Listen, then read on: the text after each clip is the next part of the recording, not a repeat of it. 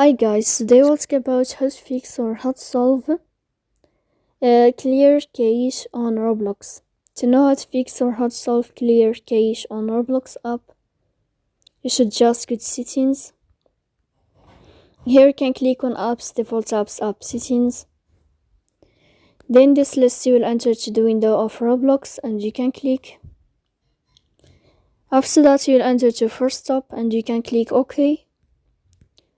Here we'll enter to the window of storage.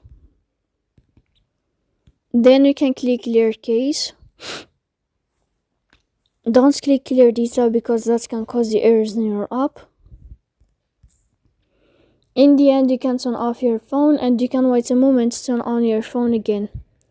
So please don't forget to support us by like and subscribe.